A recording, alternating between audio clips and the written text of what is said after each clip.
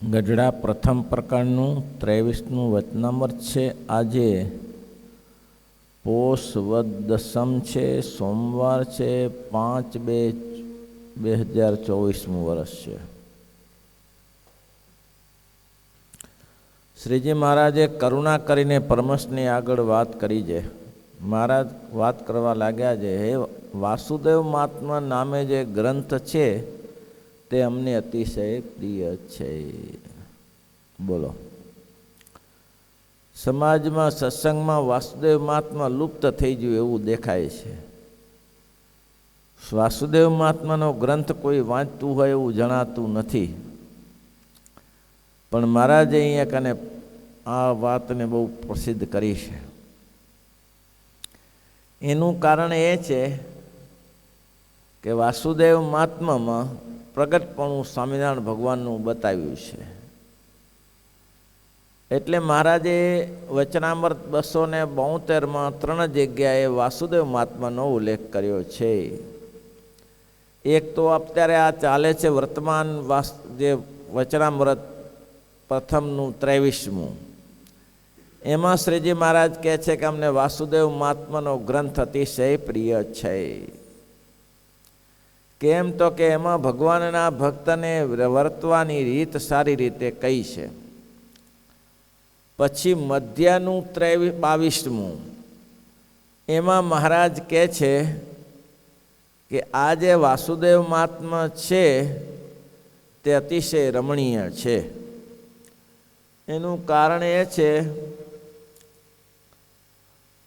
ભગવાનના ભક્તને ભગવાનની ભક્તિ 9 પ્રકારે કેવી રીતે કરવી તેમનું સવિવરણ અંદર કરેલું છે. ભુજમાં જ્યાં સુધી ધર્મજીવન સ્વામી મહાન પદે હતા, વિદ્વાન હતા, ભણેલા હતા, શાસ્ત્રજ્ઞ હતા. એટલે જે વિદ્યાર્થી ભણીને તૈયાર થાય એને પહેલી વાસુદેવ મહાત્માની કથા કરવાની મેં કરેલી. સંસ્કૃતનો વિદ્યાર્થી હોય તે પહેલી વાસુદેવ મહાત્માની કથા કરવાની. એમાં આપણો સોસ્ત્રો સંબંધ છે. નરનારાયણ દેવ ભગવાન થકી સ્વામિનારાયણ ભગવાન પ્રગટ થયા એની સોસરી વાત કરેલી છે. પછી એમાં અત્યાર સુધીના શાસ્ત્રમાં સ્વામિનારાયણ ભગવાન અક્ષરધામ શબ્દ વાપર્યો છે કે આપણા ભગવાનના ભક્ત છે એ આ દેહને અંતે ભગવાનના ધામમાં અક્ષરધામમાં જાય છે. તમે ફરીને જોશો તો કોઈ જગ્યાએ અક્ષરધામનું શબ્દ નહીં વપરાય. જ્યારે અહીંયા શ્રીજી મહારાજે અક્ષરધામ શબ્દ વાસુદેવ મહાત્મામાં કંદ પુરાણના અંતિમ સંદર્ભમાં વાપરેલો છે. વિષ્ણુખંડ એમ કીધું સર્વ વેદાસ્ત્યવા સૂત્રાણી શ્રીમદ ભાગવતાભિધમ પુરાણમ ભારતે તો શ્રી વિષ્ણુર નામ સહસ્રકમ તથા શ્રીમદ ભગવદ્ ગીતા શ્રી ભગવદ્ ગીતા વાસુદેવ મહાત્મા કંદ વૈષ્ણવ ખંડગમ. વિષ્ણુ ખંડ છે, તેમાં 3 કંદ છે, પહેલો, બીજો ને ત્રીજો. આ ત્રીજો કંદ છે એ જ વાસુદેવ મહાત્મા. નાનો ગ્રંથ છે, 32 અધ્યાયનો ગ્રંથ છે, પણ બહુ સરસ છે, વાંચવા જેવો છે. ગુજરાતી પ્રસિદ્ધ થયેલા છે, આપણા પુસ્તકો છે તેમાં હશે પણ ખરો. તો શ્રીજી મહારાજ કહે છે એમાં ભક્તિની રીત. પછી 24 અવતારોમાં જે કહ્યું છે તે પૈકી એમાં શ્રીજી મહારાજનું વર્ણન કર્યું છે. એમાં એમ કહ્યું છે કે કલિયુગમાં હું સ્વામિનારાયણ રૂપે પ્રગટ થઈશ. એમાં લખ્યું છે કૃષ્ણ અવતાર લઈશ, રામા અવતાર લઈશ, કપિલ લઈશ, પરશુરામ લઈશ, આ બધા અવતારો લઈશ. તેમાં સ્વામી વૃષાત્મજ હું ધર્મદેવના પુત્ર થકી પ્રગટ થઈશ અને હું તમને તે સમયે મદદરૂપ બનીશ. બ્રહ્માને કહ્યું છે. બ્રહ્માજીને જ્યારે સૃષ્ટિનું કામ સોંપ્યું ત્યારે ભગવાને એને વિવરણ કર્યું કે જો આવી રીતે થશે, તમે સૃષ્ટિ કરશો તો તમે ચિંતા ન કરતા, અમે ભગવાન કહે છે હું પોતે અવતારો ધારણ કરીને આવીશ એમાં. ત્યારે એમાં સ્વામી વૃષાત્મજ વર્ણન વાસુદેવ મહાત્મામાં કર્યું છે. એટલે મહારાજ કહે છે એક તો અક્ષરધામ શબ્દનો પ્રયોગ કર્યો છે, અને બીજી બાબતમાં જોઈએ તો સ્વામિનારાયણ ભગવાન કહે છે બ્રહ્માને ભગવાને કહ્યું હતું, બ્રહ્માજી અમે સ્વામી વૃષાત્મજ સ્વામી ધર્મદેવના પુત્ર રૂપે આ પૃથ્વી પર આવીશું અને તમારી સૃષ્ટિમાં મદદ કરીશું.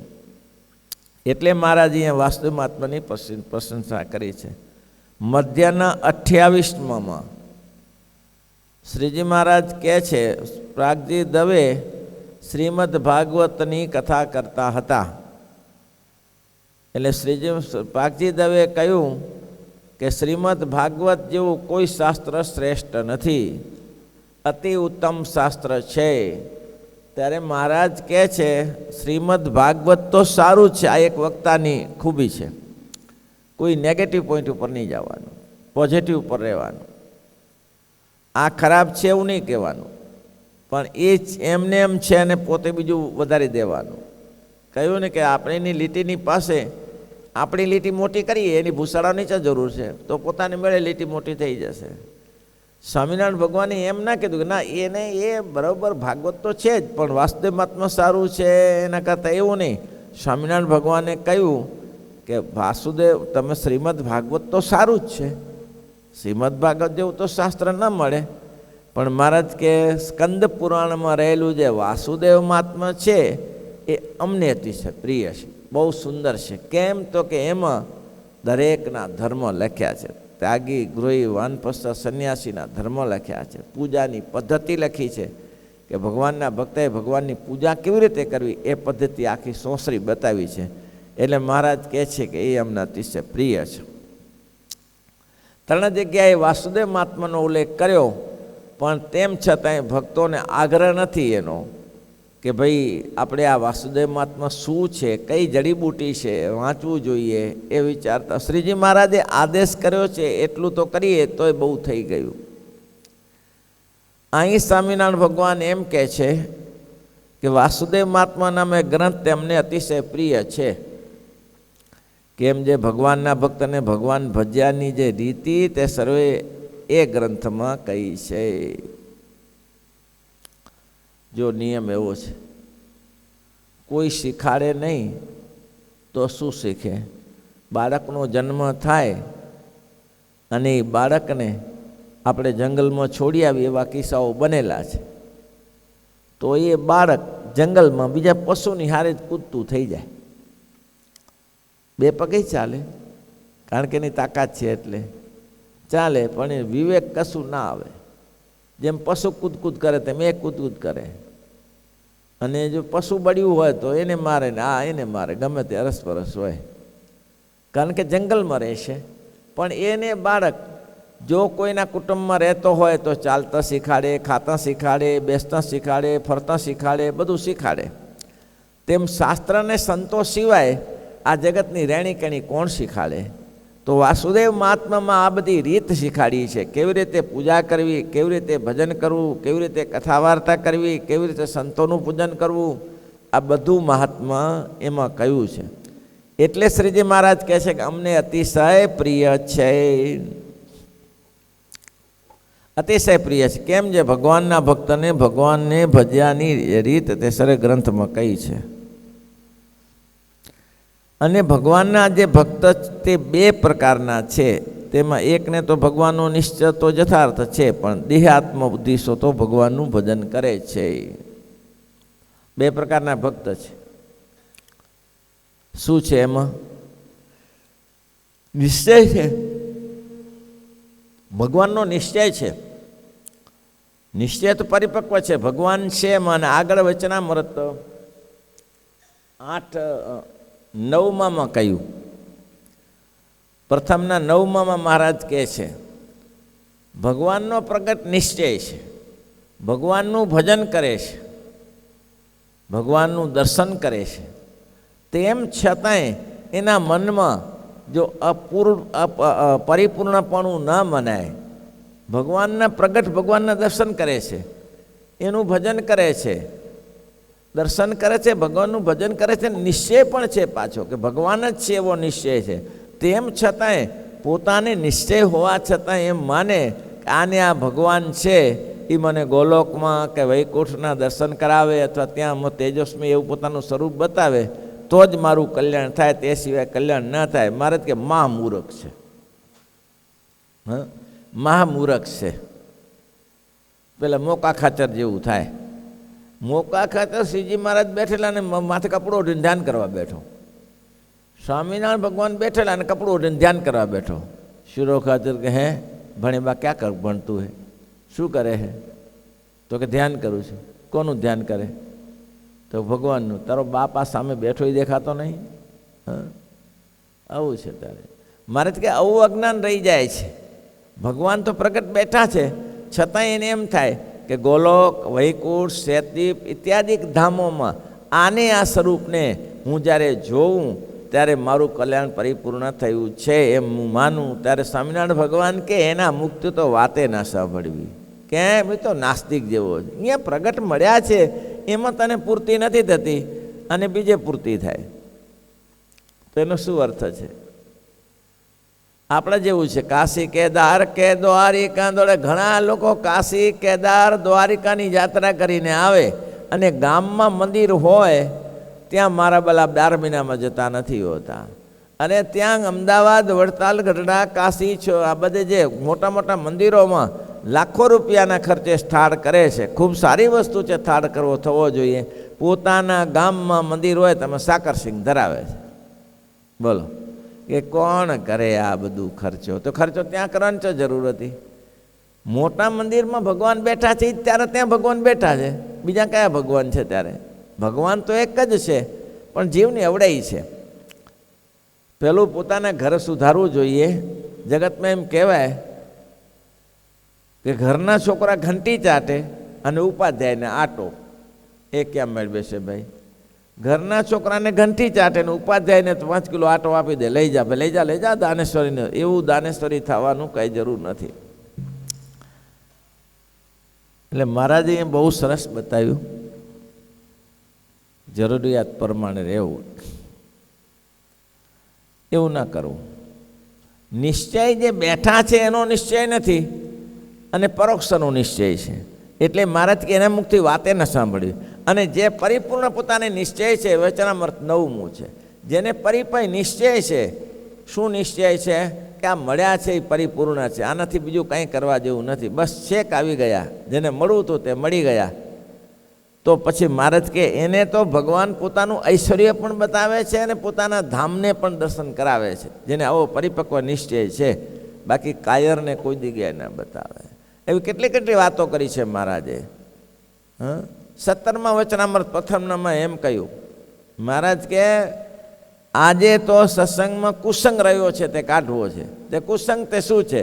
વાતના કરનારા હિંમત વગરની વાત કરે છે. તો હિંમત વગરની વાત શું છે?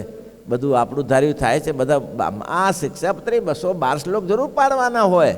જેટલા પડાય એટલા. ભગવાન આત્મોદ્ધારણ છે, પતિત પાવન છે, જીવ પ્રાણી માત્રનું કલ્યાણ કરે છે અને આપણું કલ્યાણ કરે છે. અલ્યા લાગી પડ.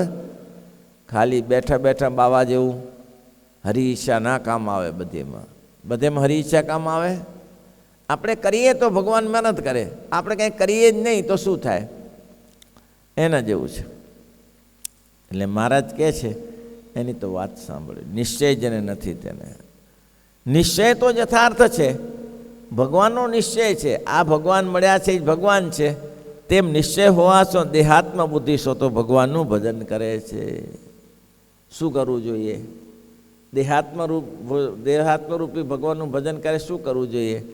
આપણું કઠિન કામ છે. જોશે આપણી કલ્પના છે. એટલા માટે તો મહારાજે પ્રથમના 20મા વચનામૃતમાં કહ્યું કે મહારાજ કે ઘેલામાં ઘેલો અને મૂર્ખામાં મૂર્ખો અને નીચમાં નીચ અને ગાંડામાં ગાંડો આ જીવ છે. કેમ? તો કે દુનિયાભરનું જુએ છે અને પોતે પોતાનું જોતો નથી. દુનિયાભરનું જુએ છે અને પોતે પોતાનો જોતો નથી. એ જ મોટો અજ્ઞાનીમાં અજ્ઞાન. શુકાનંદ સ્વામી કે પોતાના સ્વરૂપને જોઉં છું, પોતાના હાથમાં છે. મહારાજ કે કેદારે આદર કર્યો અને ન જોયું. આદર જ નહીં કરતો. આપણા જેવું માનસી કરવા બેસતા જ નથી તો માનસી થાય ક્યાંથી ભાઈ? માનસી કરવા બેસતા જ નથી તો માનસી ક્યાંથી થાય? ધ્યાન કરવાનું અંગ જ નથી તો ધ્યાન બેસતો ખરો પેલું? તો ભગવાનની મૂર્તિ દેખાય નથી? દેખાય ના દેખાય તો ના દેખાય. આજને આજ જરૂર દેખાશે. ત્યારે કૂવો ખોદવો હોય, આલોકનો કૂવો, તો એ 2-3 મહિના ખોદીએ ત્યારે પાણી નીકળે, પથરા કાઢી ત્યારે. આ તો આખું અદૃશ્ય ને દૃશ્ય કરવું છે. એ છોકરાનો ખેલ નથી, સમય લાગે.